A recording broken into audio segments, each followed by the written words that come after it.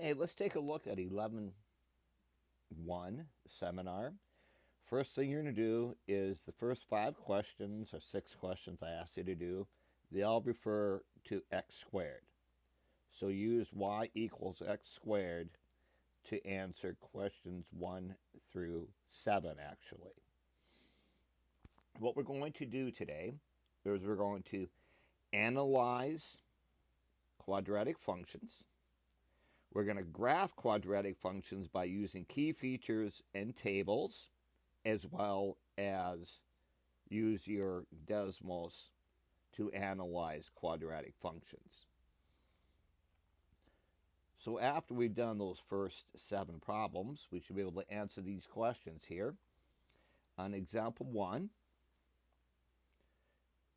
the axis of symmetry is a line that goes and splits it in half, like we said in the first part. Notice on this one that's x equals -2. The vertex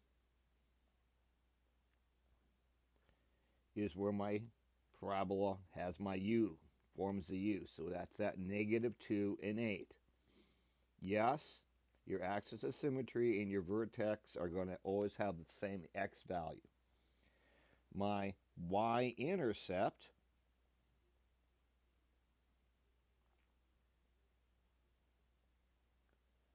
is going to be at, looks like it crosses at 4. So 0, 4. Probably should have left some more room here. And then let's take a look at this. As x approaches positive infinity, notice y is going down. So y approaches negative infinity.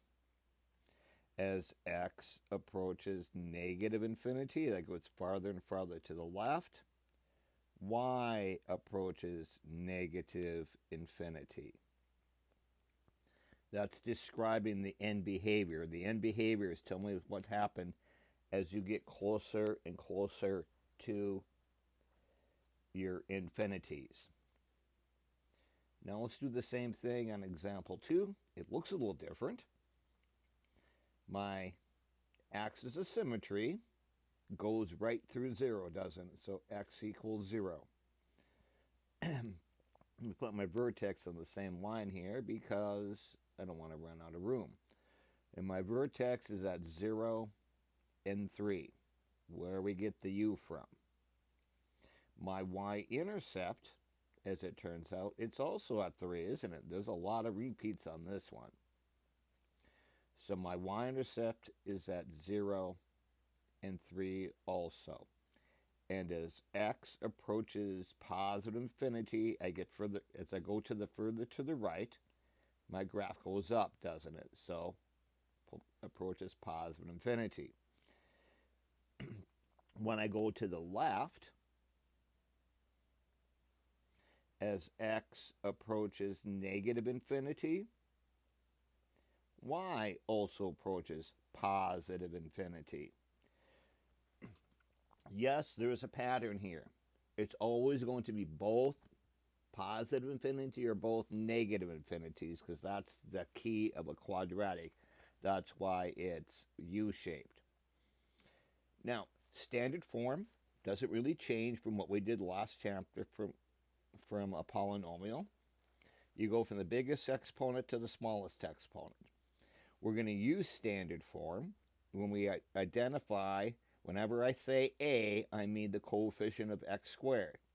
Whenever I say b, I mean the coefficient of x. Whenever I say c, that's the constant term. Now, to graph quadratics by key features, first you're going to have to find the axis of symmetry.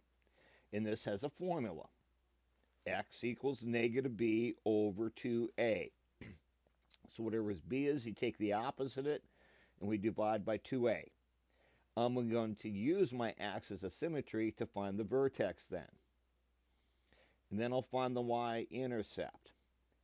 And then I'll use symmetry to find other points if needed. And I'll connect them with the smooth curve because I know it's going to be a parabola. We'll do that in the next video.